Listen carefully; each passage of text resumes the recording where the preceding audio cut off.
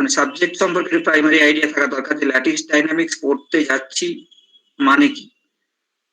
Lattice কথাটা কি আগের দিন বলেছিলাম, সেই ল্যাটিসের আমরা ডাইনামিক্স পড়তে যাচ্ছি মানে ওর মধ্যে কি কি ফ্রিকোয়েন্সির ভাইব্রেশন প্রপাগেট করতে পারে। আমি রিপিট করছি, মানে আমরা পড়তে যাচ্ছি ল্যাটিস ডাইনামিক্স, অর্থাৎ একটা ল্যাটিসের মধ্যে কি বলছে রে, আর কথা বলো না, আর চাকরি কিছু লিখতে হবে না, শুনতে পাচ্ছ তো সাহা, শুনতে পাচ্ছ? লেখো। হ্যাঁ স্যার, পাচ্ছি শুনতে। হ্যাঁ ফাইন, মানে ঘুমিয়ে পড়বে না। যেটা বলছিলাম যে ল্যাটিস ডাইনামিক্স, ল্যাটিস মানে আমরা বলেছিলাম যে পিরিয়ডিক অ্যারেঞ্জমেন্ট অফ অ্যাটমস। এবারে তার ডাইনামিক্স পড়তে যাচ্ছি মিন্স আমরা জানি যে due to thermal energy atoms গুলো ভাইব্রেট করে অ্যাবাউট দেয়ার মেইন পজিশন। এবারে সেই ল্যাটিস ডাইনামিক্স পড়তে যাচ্ছি মিন্স আমরা যদি কোনো ভাইব্রেশন এক্সটার্নালি দিই, সেই ভাইব্রেশন এক্সটার্নাল মানে কোনো একটা সোর্স অফ ভাইব্রেশন থাকতে হবে, এক্সটার্নালি দিই তাহলে ভাইব্রেশন ওই অ্যাটমস গুলোর হবে আরো, মানে থার্মাল এজিটেশন তো ছিল, এক্সটার্নাল এটার জন্য আরো ভাইব্রেশন হবে। এবারে সেই যে এক্সটার্নাল এজিটেশনের জন্য যে ভাইব্রেশন অ্যাম্পলিটিউডটা বাড়বে তার জন্য প্রপাগেট করবে ওয়েভটা, যে ওয়েভটা প্রপাগেট করবে কি কি ধরনের ফ্রিকোয়েন্সির ওয়েভ প্রপাগেট করতে পারে সেটা আমরা পড়তে যাচ্ছি। কি কি ধরনের ফ্রিকোয়েন্সির ওয়েভ প্রপাগেট করতে পারে পড়তে যাচ্ছি, তার মানে আমরা কোয়ান্টাম মেকানিক্স অ্যাপ্লাই করব, শ্রোডিঞ্জার ইকুয়েশন সলিউশন অ্যাকসেপ্ট করে আমরা অ্যানালাইজ করব। তো যে যে ফ্রিকোয়েন্সি মানে যে যে সম্ভাব্য ফ্রিকোয়েন্সি গুলো প্রপাগেট করতে পারে সেগুলো আমরা ক্যালকুলেট করব এবং সেখানে ডিসপারশন রিলেশন দেখব, মানে ফ্রিকোয়েন্সির সঙ্গে ভেলোসিটির কি চেঞ্জ বা ওয়েভ নাম্বারের সঙ্গে কি চেঞ্জ সেগুলো আমরা দেখব। এইগুলো করতে গেলে মানে উদ্দেশ্য বললাম, এগুলো করতে গেলে যেটা বাস্তব সেটা হচ্ছে 3D lattice, 3 dimensional arrangement of atoms, সেটাই হচ্ছে বাস্তব।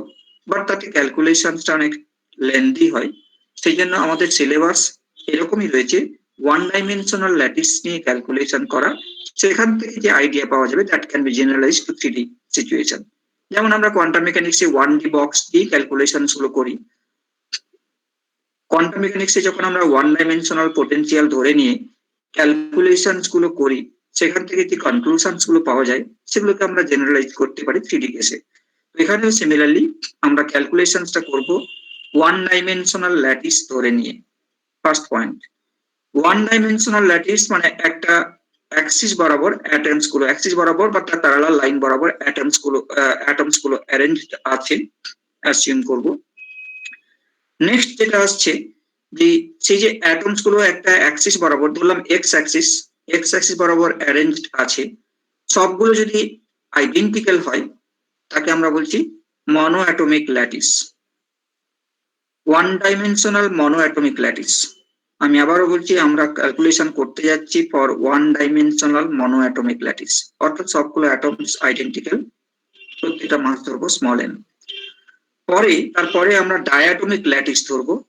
ডায়াটমিক ল্যাটিস মানে দুটো অ্যাটম থাকবে অফ ডিফারেন্ট মাস, তার জন্য আমরা দেখবো যে কিছু রেস্ট্রিকশন ইম্পোজড হবে ফ্রিকোয়েন্সি প্রপাগেশনে, সেগুলো আমরা ক্যালকুলেশন থেকে আমরা দেখবো।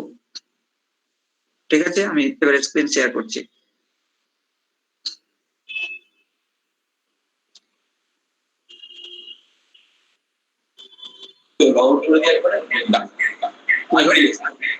গৌরব কে তোমাকে ডাকছে? তো পালিয়ে গেল ভাই।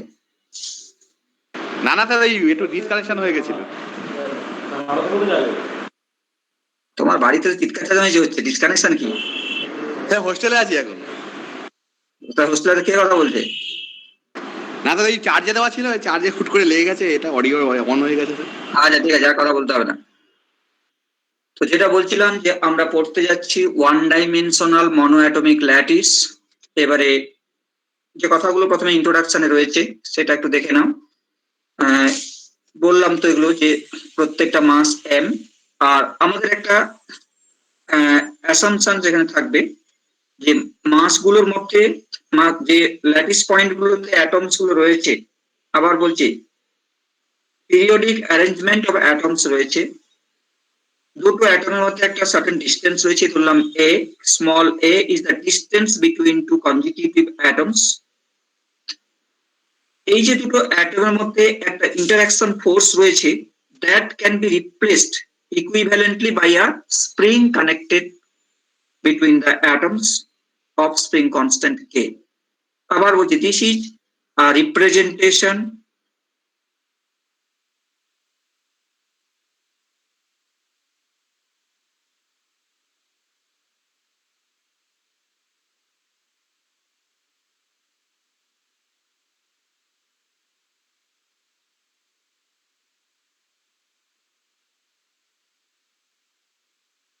যে এখানে কি ইন্টারাকশন রয়েছে, একটা অ্যাটম ভাইব্রেট করলে যে ইন্টারাকশনটা রয়েছে সেটাকে আমরা ইকুইভ্যালেন্ট একটা স্প্রিং দিয়ে রিপ্রেজেন্ট করব। সেই স্প্রিংটা কানেক্ট করা আছে অফ স্প্রিং কনস্ট্যান্ট কে, এবং সেই স্প্রিং এর মাস নেগলিজিবল, মাসলেস স্প্রিং।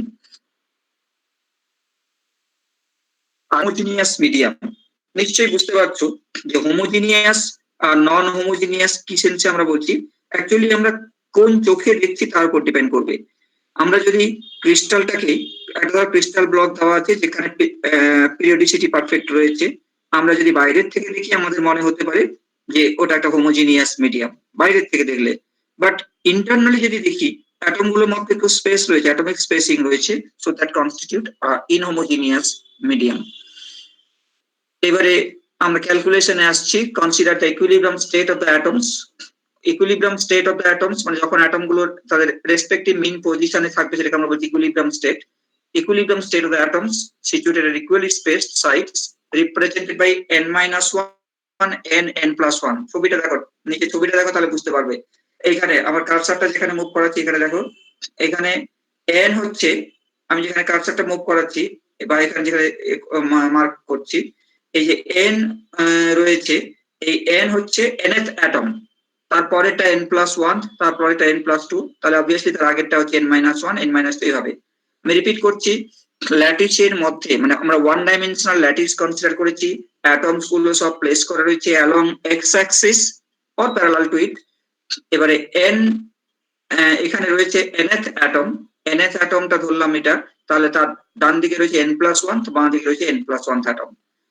আর যদি অ্যাটমিক স্পেসিং যদি a ধরি আর অরিজিন যদি বাঁ দিকে ধরি, যেখান থেকে যে অ্যাটমটা থেকে শুরু হয়েছে ল্যাটিসটা যেখান থেকে শুরু হয়েছে সেটা যদি অরিজিন ধরি, তাহলে এর কোঅর্ডিনেটও আমি বার করতে পারবো। এক্স কোঅর্ডিনেট হবে কি, ওই nth অ্যাটমের জন্য হবে na। এখানে দেখো x coordinate of nth atom হচ্ছে x coordinate of the nth atom is na, আর n+1 হলে n+1a এটসেট্রা। এবারে আমরা যেটা জানি অ্যাটমস গুলো পিরিয়ডিক মোশন করে অ্যাবাউট দ্য ইকুইলিব্রিয়াম পজিশন, আর সেই পিরিয়ডিক মোশন যখন অ্যাবাউট দ্য ইকুইলিব্রিয়াম পজিশন করে তখন একটা ইলাস্টিক ওয়েভ জেনারেট করবে। আমাদের উদ্দেশ্য হচ্ছে আমরা যখন সেই পিরিয়ডিক মোশনও করবে তখন কি কি ফ্রিকোয়েন্সি প্রপাগেট করতে পারে সেটা আমরা ক্যালকুলেট করতে যাচ্ছি। আচ্ছা, এবারে এই যে যখন পিরিয়ডিক মোশন হচ্ছে অ্যাটম গুলো মিন পজিশন থেকে ডিসপ্লেসমেন্ট হবে, সেই ডিসপ্লেসমেন্ট গুলো নিচের লাইনে দেখানো আছে সেম অ্যাটম গুলো। এবার এদিকে দেখো, এই যে অ্যাটমস গুলো রয়েছে এখানে দেখো, এই অ্যাটম গুলোর পজিশন, এই nth অ্যাটমটা দেখো, nth অ্যাটমের পজিশন কোঅর্ডিনেট কি ছিল n * a, পজিশন কোঅর্ডিনেট ছিল n * a, পরেরটা ছিল n+1a। এবারে ধরলাম ওটা ভাইব্রেশনের সময় ডিসপ্লেসড হলো un is the displacement of the nth atom from its equilibrium position। আর নিচে দেখানো হচ্ছে কম্পারিজনের জন্য, অ্যাকচুয়ালি ডিসপ্লেসমেন্টটা এখানেই হচ্ছে যেখানে nth অ্যাটম রয়েছে, বাট আমরা ওখানে না দেখিয়ে ডায়াগ্রামটাকে পরিষ্কার রাখার জন্য নিচে দেখাচ্ছি যে nth অ্যাটমটা ডিসপ্লেসড হয়েছে by un। Similarly n+1 atom is displaced by un+1, বা বাঁ দিকে যেটা রয়েছে সেটা ডিসপ্লেসড হচ্ছে un-1। এবারে আমরা যেটা জানি যে যেহেতু স্প্রিং দিয়ে কানেক্টেড, ইকুইভ্যালেন্ট স্প্রিং দিয়ে অ্যাটমস গুলো কানেক্টেড, তাহলে স্প্রিং গুলো ইলংগেটেড হবে, আর স্প্রিং গুলো যদি ইলংগেশন যদি ইউ হয় তাহলে যে ফোর্সটা ডেভেলপ করবে সেটা হচ্ছে বিটা ইনটু ইউ। স্প্রিং গুলো ইলংগেটেড হবে, ইলংগেটেড হলে ধরো আমি ধরলাম যে সবগুলো অ্যাটমস গুলো ডান দিকে ডিসপ্লেসড হয়েছে, সবগুলো অ্যাটমই ডান দিকে ডিসপ্লেসড হয়েছে due to some vibration from equilibrium position, then displacement of nth atom আর n+1 atom যদি ডিফারেন্স নিই তাহলে ওটা হবে ওই স্প্রিংটার ইলংগেশন। এইখানে এই স্প্রিংটা দেখো, এই যে স্প্রিংটা রয়েছে আমি সিলেক্ট করতে গেলে এবার নিচ্ছে না।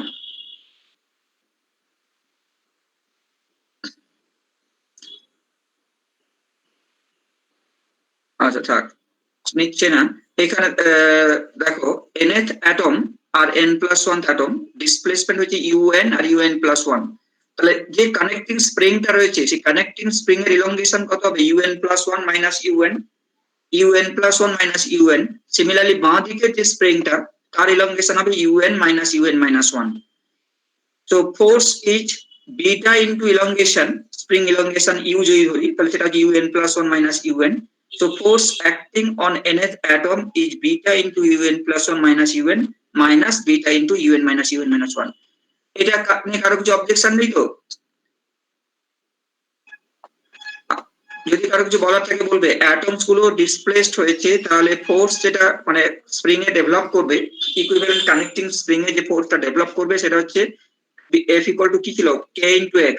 K এর জায়গায় এখানে বিটা ইউজ করেছি, ফোর্স কনস্ট্যান্ট বা স্প্রিং কনস্ট্যান্ট। আর এলংগেশন হচ্ছে un+1 মাইনাস un।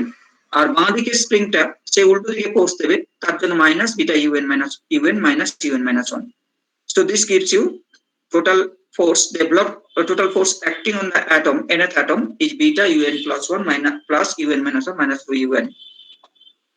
এবারে এটার ইকুয়েশন অফ মোশন, ওই nth অ্যাটমের ইকুয়েশন অফ মোশন লিখি, তাহলে m d2un dt2 equal to কে এলো রে?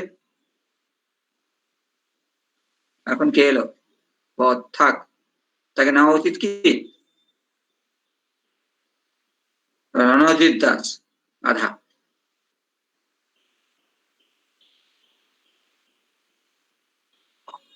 কি রণজিৎ? মধুরাম? হ্যাঁ স্যার। কি ঘুমিয়ে পড়েছিল আবার নাকি? না না স্যার, মানে আমি জানতাম না, আমি জানতাম যে স্যার আজকে ছুটি থাকবে, তাই জন্য আমি করিনি। এখন হোয়াটসঅ্যাপে খুলে দেখছি যে মিটিং লিংক দেওয়া আছে। আচ্ছা, তো তোমার হেড স্যার তো ক্লাস নিয়ে নিয়েছে আগে? হ্যাঁ মানে তখন মানে খুলে আর দেখিনি তখন থেকে। আচ্ছা মানে তার ঠিক কথা, ছেলে ভালো, ঠিক আছে। এবারে এখন দেখো, আচ্ছা যেটা বলছিলাম nth অ্যাটমের উপর নেট ফোর্স, তুমি এই ফিগারটা দেখো, ফিগারটা দেখে বোঝার চেষ্টা করো। nth অ্যাটমের উপরে নেট ফোর্স, এই যে n লেখা আছে মানে ওটা nth অ্যাটম, সেটা ডিসপ্লেসড হয়েছে un পরিমাণ, তার ইকুইলিব্রিয়াম পজিশন থেকে ডিসপ্লেসড হয়েছে un পরিমাণ ডিউরিং ভাইব্রেশন। তাহলে nth অ্যাটমের উপর নেট ফোর্স হচ্ছে beta un+1 plus un-1 minus 2un।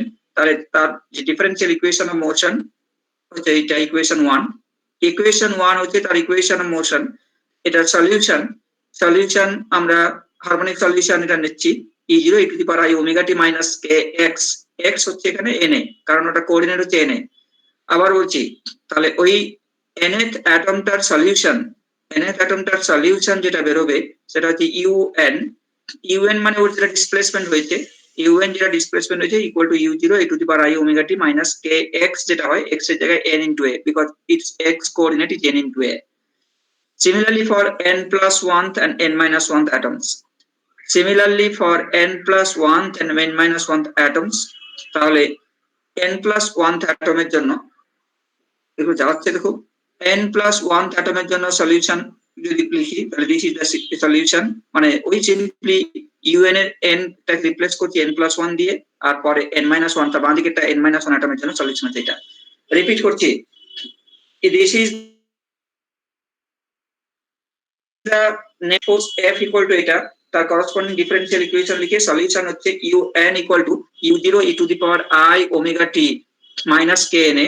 এবারে n কে n+1 দিয়ে রিপ্লেস করি, তাহলে n+1 অ্যাটমের জন্য ডিসপ্লেসমেন্ট বেরোবে। Similarly for n-1 atom. কি সরকার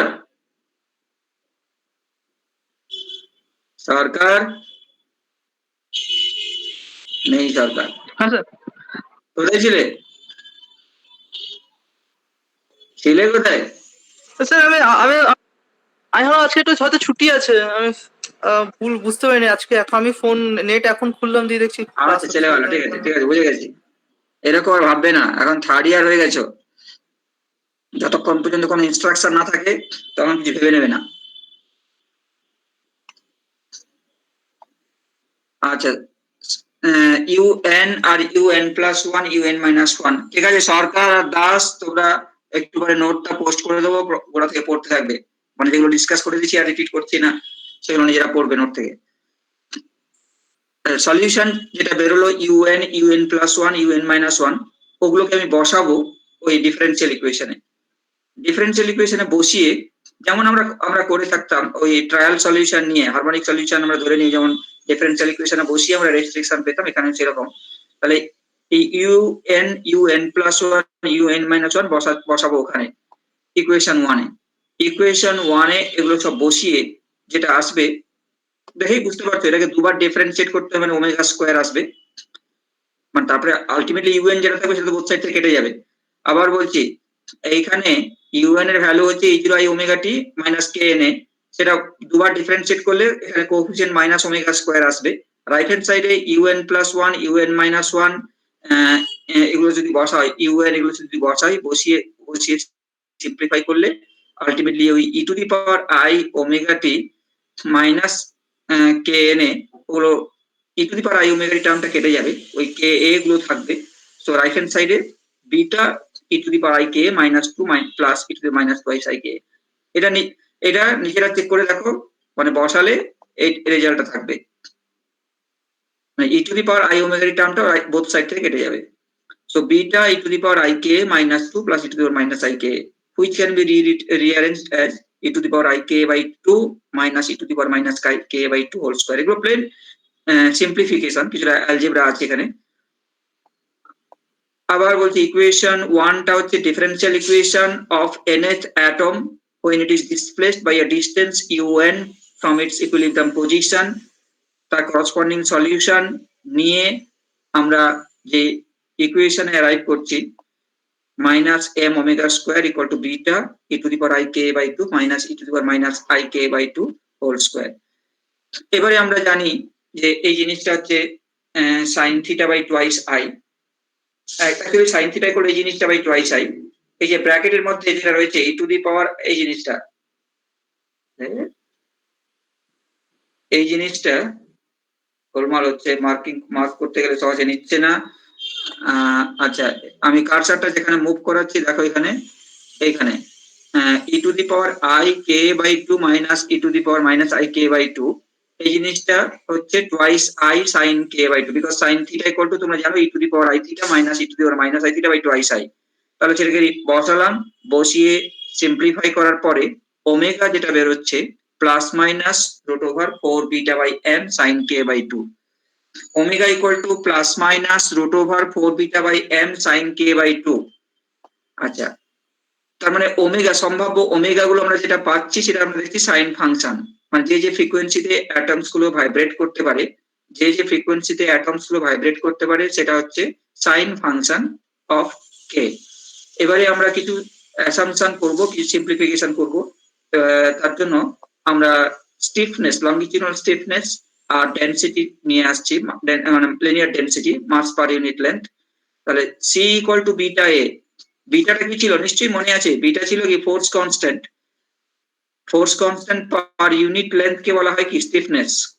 এগুলো নিশ্চয়ই ভাইব্রেশনে পড়েছিলে। আমাদের বিটা হচ্ছে ফোর্স কনস্ট্যান্ট। এবারে আমাদের দুটো অ্যাটমের মধ্যে ডিসটেন্স হচ্ছে এ, তার মানে স্প্রিং লেন্থটা হচ্ছে এ, দুটো অ্যাটমের মধ্যে ডিসটেন্স হচ্ছে এ, তার মানে স্প্রিং এর লেন্থ হচ্ছে এ। তাহলে force constant per unit length যদি করি তাহলে সি হচ্ছে beta into A, force constant into A, this is the stiffness. আর রো হচ্ছে মাস পার ইউনিট লেন্থ। আমাদের যে অ্যাটমস গুলো রয়েছে এম মাসের অ্যাটম রয়েছে এ ডিস্টেন্সের মধ্যে রয়েছে, মানে আমি যদি ধরে নিই এ ডিস্টেন্স পরে একটা অ্যাটম রয়েছে, তার মানে কন্টিনিউয়াম মডেলে ভাবতে পারি মাস পার ইউনিট লেন্থে মাস হচ্ছে রো হচ্ছে এম বাই এ। এগুলো যদি রিপ্লেস করি then omega equal to plus minus root over 4 beta by m, বিটার জায়গায় সি বাই এ, বিটার জায়গায় সি বাই এ, আর রো এম এর জায়গায় হচ্ছে rho a sine K by two ছিল, তাকে সিম্পলিফাই করার পরে twice a VS sine K by two, where vs is the root over c by rho, that is the velocity of sound wave in solids. Velocity of sound wave in solids vs equal to root over c by rho. কারো কিছু বলার থাকলে বলো, এই পর্যন্ত যে আলোচনা হলো ম্যাথমেটিক্স নিয়ে কিছু বলা থাকলে বলো। সমীর মন্ডল কিছু বলবে? আরে শুনছো কি শুনছো না? আচ্ছা, মানে এটা বলা মানে তুমি শুনছো না ঘুমিয়ে পড়েছো বোঝার চেষ্টা করছি। স্যার স্যার এই হ্যাঁ স্যার বলো। এই যে ফ্রিকোয়েন্সিটা বেরোলো এটা কি স্যার একটা অবজেক্টের ন্যাচারাল ফ্রিকোয়েন্সি? আচ্ছা, যে ফ্রিকোয়েন্সিটা আমরা ক্যালকুলেট করলাম সেটা হচ্ছে অ্যাটমস গুলো যে ভাইব্রেট করছে তার ভাইব্রেশনাল ফ্রিকোয়েন্সি। ঠিক আছে, আমরা এরপরে বলবো যদি আমি ডিস্টারবেন্স দিই তাহলে ও সম্ভাব্য ওই ফ্রিকোয়েন্সি গুলোতেই ও ভাইব্রেট করবে। এটা ন্যাচারাল ফ্রিকোয়েন্সি ভাইব্রেশন। যেমন আমরা জানি ফোর্স ভাইব্রেশন যদি করি, ফোর্স ভাইব্রেশন করলে মানে যখন রেজোনেন্স ঘটবে তাহলে ওই ফ্রিকোয়েন্সি ভাইব্রেট করবে। সেটা আমরা এক্সটার্নাল ফ্রিকোয়েন্সির কথা পরে বলছি, আর এটাও ন্যাচারাল ফ্রিকোয়েন্সি। কারণ আমি তো ধরে নিই, আমি কিন্তু কোনো এক্সটার্নাল এর কথা বলিনি, আমি বলেছি যে ওই যখন ভাইব্রেট করছে অ্যাবাউট দেয়ার মিন পজিশন তখন কি কি অসিলেশন হতে পারে, কি কি ফ্রিকোয়েন্সি প্রপাগেট করতে পারে। So Vs is constant for a given lattice. Vs যেটা আমরা root over c by rho বলছি, তার মানে যেহেতু c R rho constant, so Vs is constant for a given lattice. তাহলে অ্যাঙ্গুলার ফ্রিকোয়েন্সি ওমেগা যেহেতু পজিটিভ, তাহলে এখানে প্লাস মাইনাস ছিল বটে, তাহলে আমরা এটাকে করতে পারি কি root over 4 beta by m sin k by 2 mod নিচ্ছি equal to 2 by a Vs sin k by 2। মানে ওমেগা যেটা প্লাস মাইনাস এসছিল, ওমেগা তো সবসময় পজিটিভ, তাহলে মাইনাস থেকে বাদ দিয়ে দিলাম, তাহলে root 4 beta by M sine K by 2 সেটা মড, সাইন কে বাই 2 এর মড।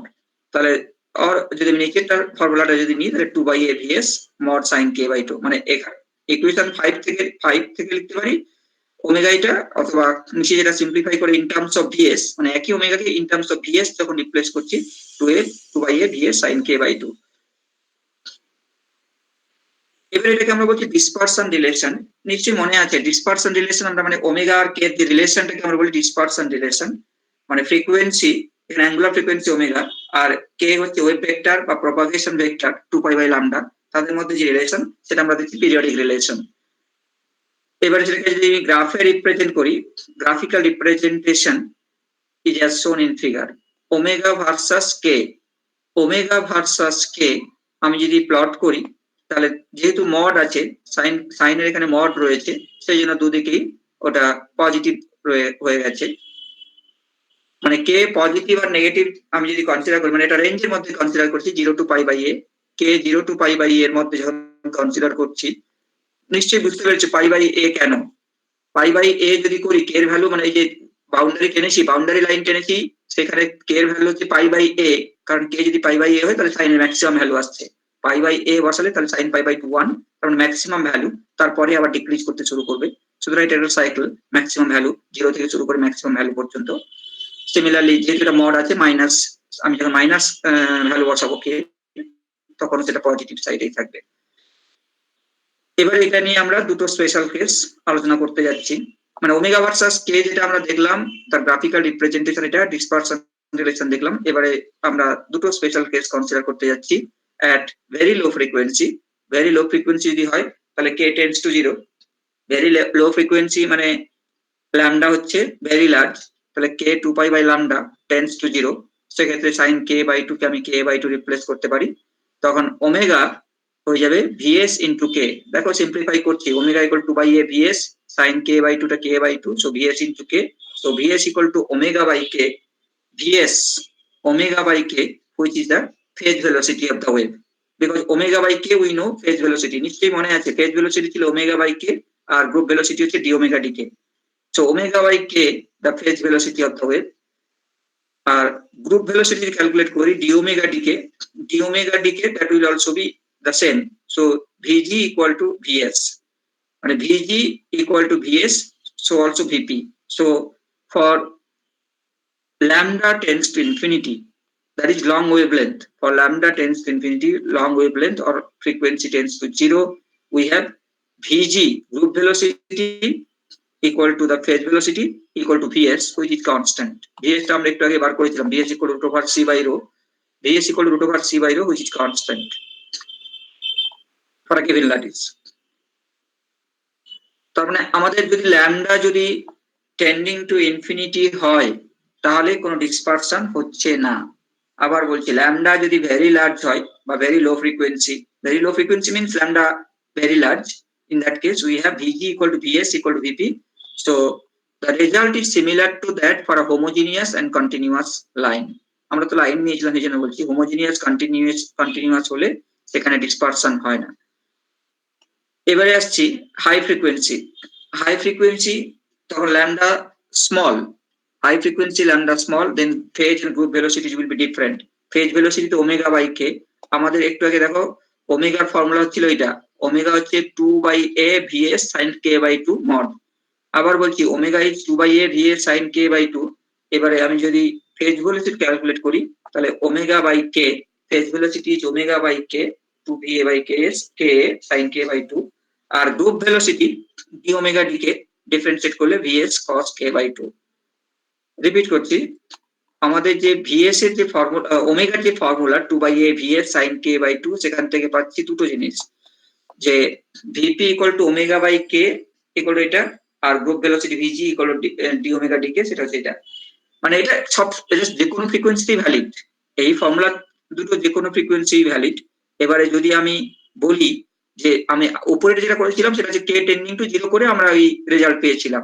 এবারে যদি আমি কে টেন্ডিং টু 0 করতে না পারি, অর্থাৎ ল্যামডা যদি আমার স্মল হয় তার মানে হাই ফ্রিকোয়েন্সি, ল্যামডা স্মল যদি হয় হাই ফ্রিকোয়েন্সি, তখন ওই অ্যাপ্রক্সিমেশন আমি করতে পারবো না, তখন এই এক্সাক্ট রিলেশন গুলো আমাকে রাখতে হবে। That means both Vp and Vg are function of frequency. That means it is a dispersive medium, যেটা আমরা জানি লাইটের ক্ষেত্রেও হয়ে থাকে।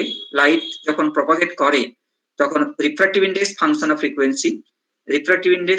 ফ্রিকোয়েন্সি, আর লং ওয়েভলেন্থ লিমিট যেটা আমরা দেখলাম Vp equal to Vg equal to Vs, long wavelength limit সেটা আমরা অলরেডি ডিসকাস করেছি, ডিসপারশন এফেক্ট সেক্ষেত্রে নেগলিজিবল, এবং সেটাকে আমরা বলছি কন্টিনিউয়াস মিডিয়াম, যেটা একটু আগেও বলেছি result is similar to that for continuous medium. মাথায় ঢুকলো নাকি আবার বলতে হবে? মানে কি আলোচনা করলাম আর কি বেরোলো? আলোচনা যেটা করা হলো আমি আবার বলছি, মনোঅ্যাটমিক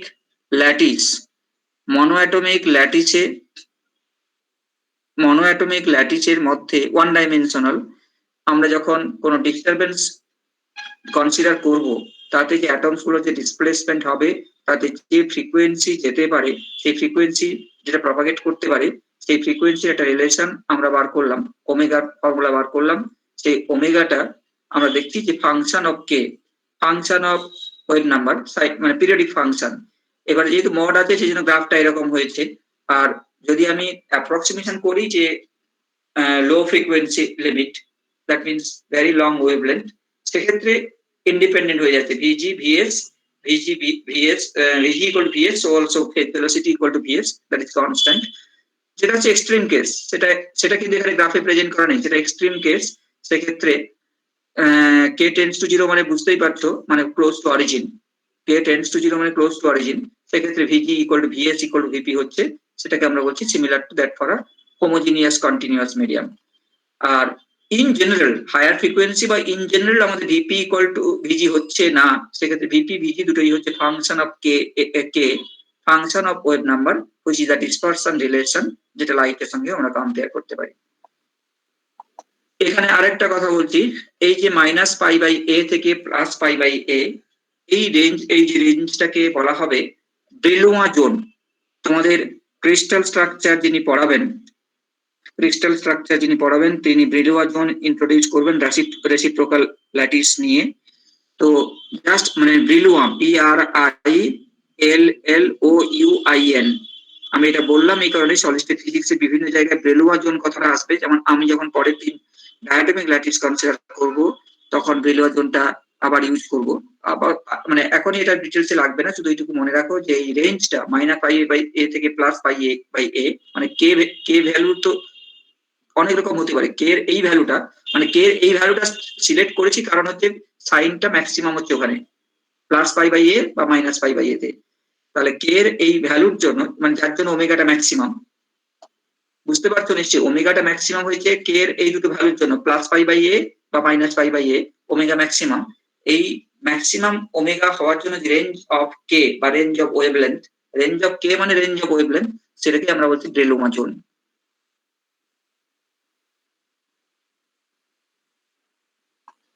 কারো কিছু বলার থাকলে বলো। স্যার এই জন্য কি তাহলে মেটালে হিট করলে এই সাউন্ড যেটা তৈরি হয় এটার এই মানে ব্যাকগ্রাউন্ডের ম্যাথমেটিক্সটা তাহলে এইটাই তো? হ্যাঁ নিশ্চয়ই, মানে আমরা যখন এবারে এক্সটার্নালি যখন আমি করব, তখন যে সাউন্ডটা প্রপাগেট করবে, যে ভাইব্রেশনটা প্রপাগেট করবে, তো এখানে আমরা দেখতে পাচ্ছি সব ফ্রিকোয়েন্সি প্রপাগেট করতে পারে, কোনো রেস্ট্রিকশন নেই। না, এটা কিন্তু একটা এটা পার্টিকুলার হ্যাঁ এটা লিমিটে। হ্যাঁ হ্যাঁ আমি বলে দিচ্ছি, এটা একটা জিনিস খেয়াল করতে হবে। আমরা যে অ্যানালিসিসটা করলাম, আমরা কিন্তু একেবারে ওভার সিম্পলিফাইড এটা মডেল ধরেছি, ওয়ান ডাইমেনশনাল আইডেন্টিক্যাল অ্যাটমস গুলো রয়েছে পিরিয়ডিক্যালি অ্যারেঞ্জড, একেবারে আইডিয়াল সিচুয়েশন ধরেছি। তাতে আমরা দেখছি যে omega periodic function of k, মানে ওমেগা একটা জিনিস বলতে পারি, ওমেগা একটা আপার লিমিট আছে, মানে সব ফ্রিকোয়েন্সি প্রপাগেট করতে পারবে না, সেটা নিশ্চয়ই বুঝতে পারছো। এই যে এখানে ম্যাক্সিমাম হয়েছে, তার মানে কি আমি যদি এবারে কে যদি আবার বাড়াই, তাহলে ওমেগা ভ্যালু ফল করবে। আর এটা তো এখান থেকেই বুঝতে পারছো, সাইন ফাংশন মানে ওমেগার একটা আপার লিমিট আছে, তার মানে সব ফ্রিকোয়েন্সি পাস করতে পারবে না। আমরা যখন ডায়াটমিক ল্যাটিস দেখবো, তখন দেখবো যে যে ফ্রিকোয়েন্সি গুলো পাস করছে, তারা একটা ব্যান্ড অফ ফ্রিকোয়েন্সি পাস করছে। ধরো 100 থেকে 200 হার্টজ ফ্রিকোয়েন্সি পাস করছে, আবার 250 থেকে 300 পাস করছে, বাট 200 থেকে 250 এটা পাস করছে না, সেটাকে আমরা দেখবো ফরবিডেন হচ্ছে। ঠিক আছে স্যার। আচ্ছা, তাহলে আজকে এই পর্যন্ত থাক, পরের দিন আমরা ডায়াটমিক। আচ্ছা একটু প্রেডিক্ট করো যে ডায়াটমিক ল্যাটিসে কি চেঞ্জ হবে ক্যালকুলেশনে, তোমরা তো নাকি তোমাদেরকে হোমওয়ার্ক দেবো? এই যে মনোঅ্যাটমিকটা তো দেখলে, একটু প্রেডিক্ট করো ডায়াটমিকে কি চেঞ্জ হবে। স্যার মাসটা রিডিউস মাস বসাতে হবে? না, সরি, এখানে যে অ্যাটমস গুলো থাকবে, অল্টারনেটলি একটা স্মল এম আর একটা ক্যাপিটাল এম থাকবে। অ্যাটমস গুলো একটা স্মল এম আর একটা ক্যাপিটাল এম থাকবে, তো তার ফলে ডিসপ্লেসমেন্টের ভেরিয়েশন চলে আসবে।